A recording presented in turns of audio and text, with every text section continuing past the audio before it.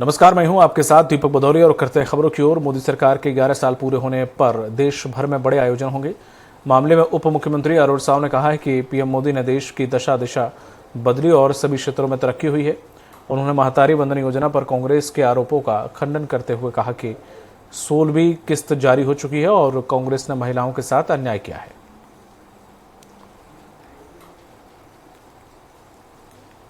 नरेंद्र मोदी जी के नेतृत्व में सरकार को 11 साल पूरा होने वाले हैं। इन 11 सालों में देश की दशा और दिशा बदली है। देश एक नए उत्साह और ऊर्जा के साथ आगे बढ़ा है। देश के आम लोगों के जीवन में परिवर्तन आया है। देश का चहुमुखी विकास हुआ है। हर क्षेत्र में तरक्की हुई है। एक तरफ सबका साथ सबका विकास, ये मूल मंत्र से सरकार सबके जीवन में परिवर्तन लाने का काम कर रही है। 25 करोड़ लोग गरीबी रेखा से ऊपर आए हैं। वहीं देश आत्मनिर्भरता की ओर बढ़ रहा है। देश दुनिया की चौथी बड़ी अर्थव्यवस्था बनी है। कैबिनेट बैठक में हुए महत्वपूर्ण निर्णयों की जानकारी देते हुए वित्त मंत्री कैलाश विजयवर्गीय।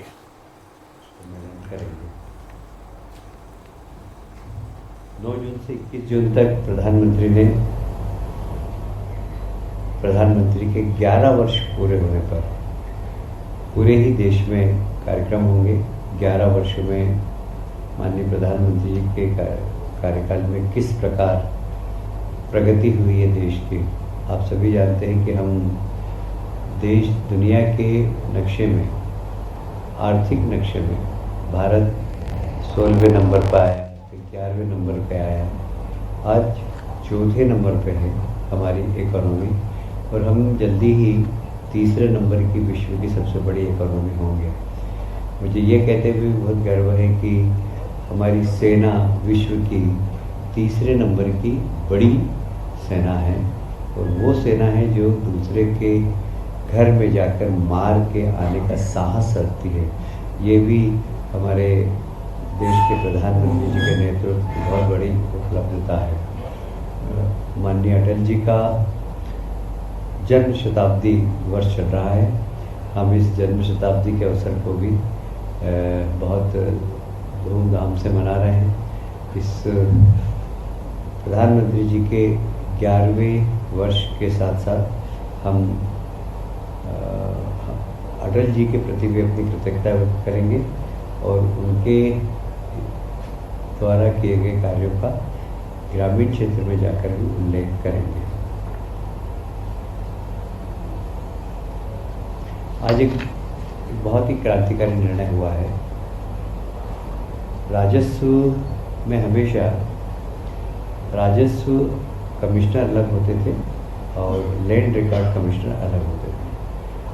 आज हमने कैबिनेट में निर्णय लिया है कि राजस्व कमिश्नर और लैंड रिकॉर्ड कमिश्नर दोनों को संयुक्त करें।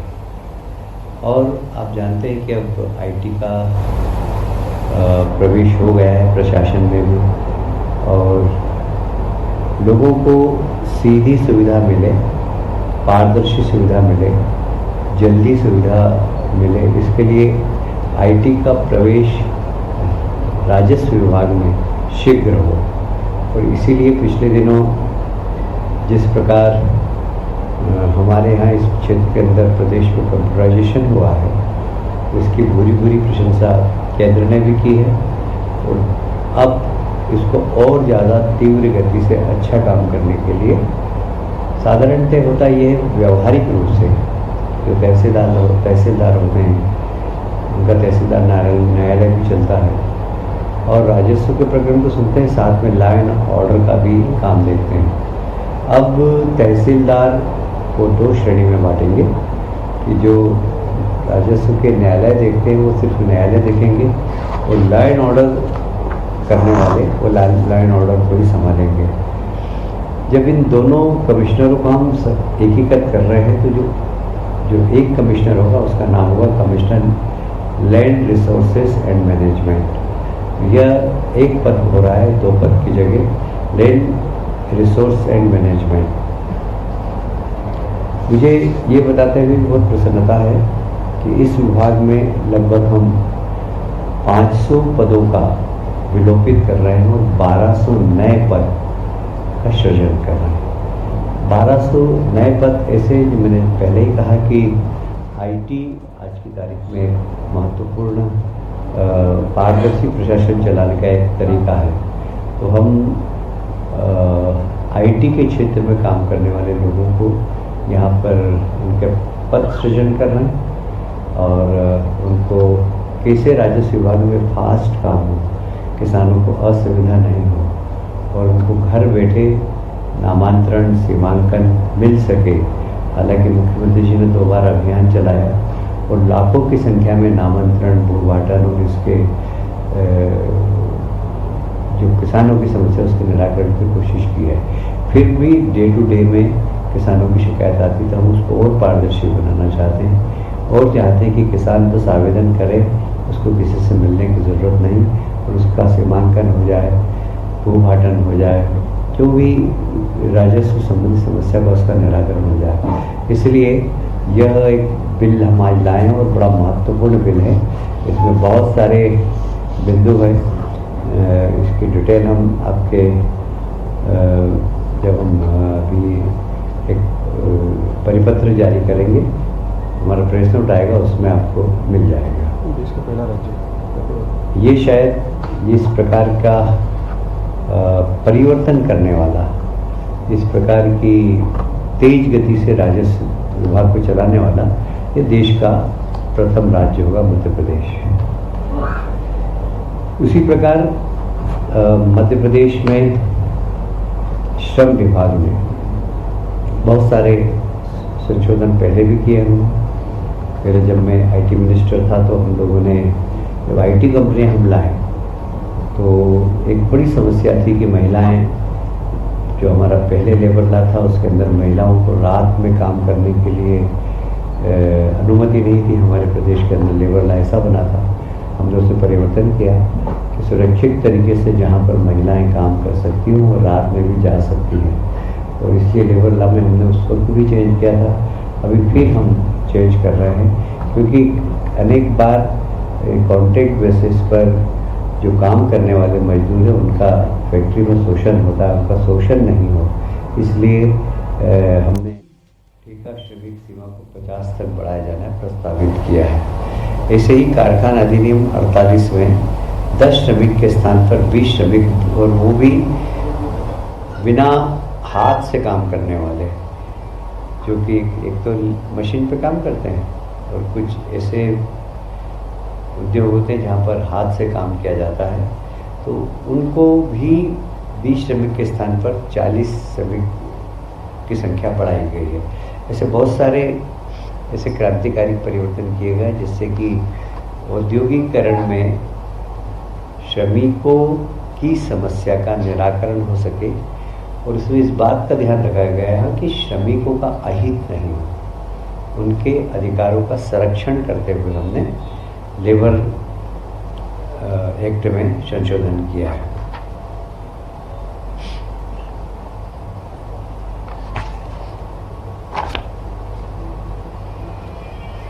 मध्य प्रदेश में आप अभी आपकी जानकारी होगी ही कि माननीय मुख्यमंत्री जी सिर्फ खेती ही नहीं, खेती में भी उद्योग, हमारे प्रधानमंत्री जी का सपना है कि खेती फायदे का बिजनेस बने और किसानों की आय डबल हो। तो कैसे हम गांव में उद्योग बना सकें और वैल्यू एडिशन का काम कर सकें, उत्पादन का। इस दिशा में हमने पहले भी कदम उठाए, अभी और कदम उठा रहे हैं। आज इस दिशा में हमने agritech innovation hub for agriculture की स्थापना के संबंध में कैबिनेट में एक प्रस्ताव पारित किया है। इसमें राज्य शासन की ओर से एवं विज्ञान एवं प्रौद्योगिकी विभाग और राज्य इलेक्ट्रॉनिक्स निगम की सहभागीदारी से हमने एक इलेक्ट्रॉनिक सूचना एवं प्रौद्योगिकी मंत्रालय, भारत शासन सरकार को प्रस्ताव की प्रशासकीय स्वीकृति के अनुक्रम में इंदौर IIT में एक agritech hub, innovation hub for agriculture ऐसा बनाने का निर्णय लिया है। इसमें IIT भी हमारी टेक्निकल पार्टनर है। कैसे किस प्रकार अच्छे बीज हो, अच्छी खेती हो, पर एकड़ उत्पादन बढ़े, इस दिशा में यहाँ पे रिसर्च मार्गदर्शन सबका काम होगा। और कुल मिलाकर खेती लाभ का धंधा बढ़े। इसकी खास विशेषताएं जो मैं बताना चाहूँगा, कृषि में उत्कृष्टता केंद्र की स्थापना, जिसमें निजी क्लाउड होस्टिंग वाला तकनीकी केंद्र हो, टियर 2 संस्थानों के सहयोग से 46 एग्रीमेंट कार्यक्रमों के समर्थन का क्रियान्वयन, 40 आविष्कारों का खुलासा व 25 पैटेंट दाखिल करना, औद्योगिक तत्परता बढ़ाने के लिए स्टार्टअप को प्रौद्योगिक हस्ताक्षर और लाइसेंसिंग सहायता प्रदान करना।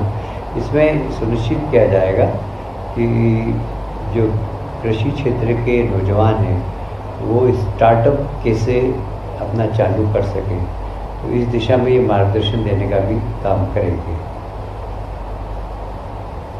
प्रतिष्ठित पत्रिका और सम्मेलन में न्यूनतम 50 प्रकाशन प्रस्तुत करना, जिससे कि अन्य लोग भी इसका लाभ ले सकें। 8 स्टार्टअप के इंक्यूबेशन के सहायता तथा 10 प्रौद्योगिक हस्तांतरण और लाइसेंसिंग समझौते को सुगम बनाना, cloud infrastructure, high performance computing system तथा अन्य अत्याधुनिक तकनीकों तथा उन्नत बुनियादी ढांचे से लैस प्रौद्योगिकी केंद्र की स्थापना होगी। इससे कृषि क्षेत्र में काफ़ी किसानों को मदद मिलेगी। और जो स्थापित किसान हैं, मैं एक बात और बताना चाहता हूँ कि जो किसान परंपरागत तरीके से खेती करते हैं, उनकी खेती बदलने में बहुत परेशानी आती है। पर नई पीढ़ी के जो नौजवान हैं, वो अगर तकनीकी चीज़ को समझकर, क्योंकि जैसे क्रॉप चेंज हमें तो किसानों के बीच में जाते थे, हमें बड़ी समस्या का सामना करना पड़ता था। पर हम जब नए नौजवानों को बताते थे, शायद आप लोगों में से कई लोगों को मालूम होगा कि नागपुर में संतरे मिलते हैं, पर ज़्यादातर संतरे वे शाजापुर आगरा के। ये मैं जो मेरे पास उद्यानिकी विभाग था, तब मैंने एक आग्रह करके लोगों से कहा था कि अब 10 एकड़ जमीन है, 2 एकड़ में संतरे लगाओ। संतरे में उनको बहुत फ़ायदा मिला। 1 किसान, 2 किसान, 3 किसान, आज पूरे क्षेत्र में संतरा ही संतरा हो गया। उसी प्रकार रतलाम में हम लोगों ने अंगूर को प्रमोट किया था, और नए किसान थे, एक में नाम मांगीलाल पाटीदार है, बिल्कुल नया किसान है, जिन्होंने कृषि के स्नातक की पढ़ाई भी की थी। मैंने उसको समझाया, उसने अंगूर लगाना चालू किए, पूरे गांव में अंगूर लग गए। रतलाम के अंगूर आज महाराष्ट्र के अंगूर के नाम से बिक रहे हैं। फिर मैंने ही उसको सुझाव दिया कि तुम इसकी वाइन भी बनाओ। मध्य प्रदेश पहला राज्य जिसने किसान को वाइन बनाने की लाइसेंस दिया। उसकी वाइन आज भी चलती है। ये बात सही है कि मार्केट में उतना शेयर नहीं है उसका, पर अंगूर की शराब बनाने के लिए हमने किसानों को उस समय, कुल मिलाकर किसान उन्नत किसान बने, नई तकनीकी के माध्यम से कोशिश करें और कृषि करें। और क्रॉप चेंज, अभी आपको मालूम ही होगा कि केंद्र सरकार ने भी एक बहुत बड़ा इनिशिएटिव लिया है। हर ज़िले के अंदर 4-4 कृषि वैज्ञानिक भेजे हैं। वे पूरे ज़िले की सॉइल टेस्ट करेंगे, क्लाइमेट चेंज का उस ज़िले में क्या प्रभाव पड़ रहा है और कौन सी खेती उनको करना चाहिए। इस दिशा में वे 15-15 दिन रहकर उस पूरे ज़िले के अध्ययन करने के बाद एक रिपोर्ट तो मध्य प्रदेश शासन और राज्य सरकार को प्रस्तुत करेंगे।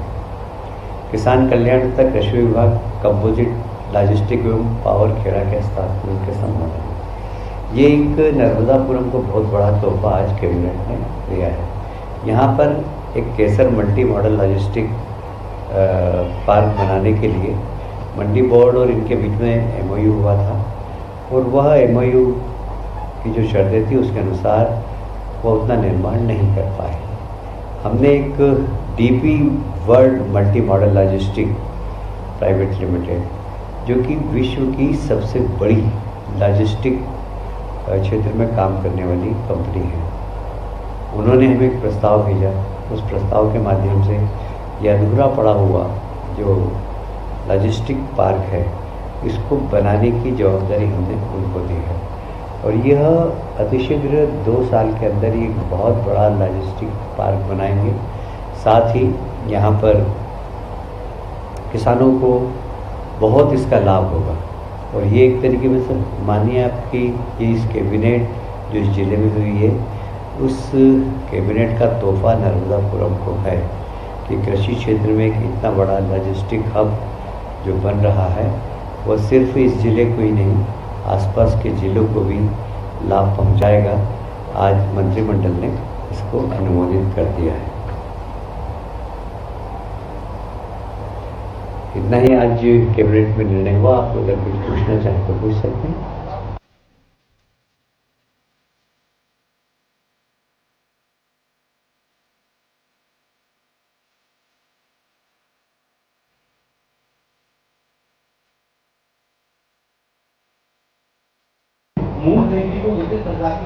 अभी कैबिनेट में इस संबंध में कोई विचार नहीं हुआ। मैंने बताया ना कि कैबिनेट आज मैं कैबिनेट की ब्रीफिंग करके रहा हूँ आपको। कैबिनेट में इस संबंध में कोई विचार नहीं।